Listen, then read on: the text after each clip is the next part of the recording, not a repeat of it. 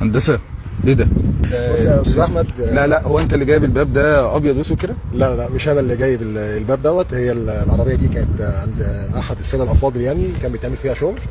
وجات لي انا عشان اشتغل فيها دهانات. تمام. بس في شويه كام ملحوظه كده بس هنعالجهم، وبعد كده هتخش الدهان ان شاء الله رب العالمين. حلو.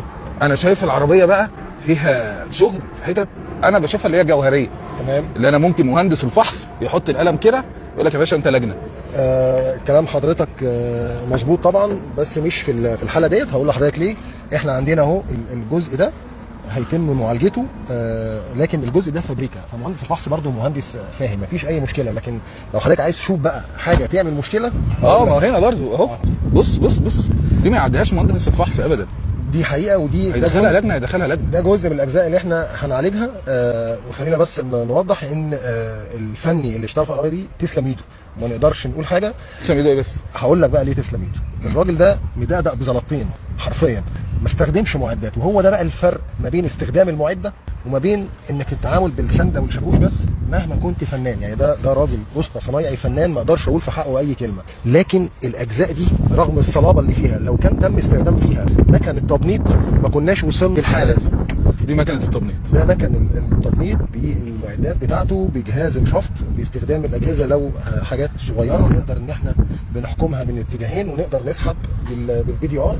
فاستخدام المعده مهم جدا جدا جدا. وانت الباب دوت عشان هترشه طبعا على اللون الابيض ده، فبعد كده الباب هيبقى بلونين. لا مستحيل. ما كانش ليه عليها لقب بانوراما. احنا بانوراما وشغلنا بيطلع بانوراما. ماشي يا سيدي. ده هيتم عمل ازاله ليه يرجع على لون الصاج بتاعه، تمام، عشان نوصل زي اللي هناك دي.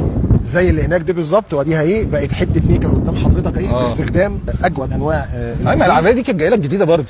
بالظبط. يعني العربيه دي كانت لسه برضه خارجه من عند بوهياجي او حاجه، وجايه لك تعدل، عايز يظبطها اكتر يعني. بالظبط. ودي الحمد لله رب العالمين دي النتيجه اهي قدام حضرتك. صاج هو لسه هو الصاج لسه هتترش بقى، واتفرج عليها ان شاء الله بعد ما تخلص. هي دي الطريقه اللي احنا بنشتغل بيها ونوصل لاعلى النتائج.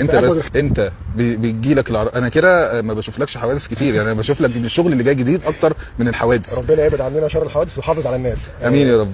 الشغل بتاعنا ربنا طبعا يجازي الناس كلها خير. كل واحد وليه طريقه في الشغل. الناس كلها ما شاء الله كويسه، بس احنا لينا طريقه شويه بتميزنا ازاي نطلع عربيه الفينش بتاعها فينش معرض. ربنا يبارك. امين يا رب. ربنا يستر طريقك. امين يا رب. كتر خيرك ومتشكر جدا لكل المتابعين الكرام يعني. ربنا يخليك. ربنا يستر طريقكم.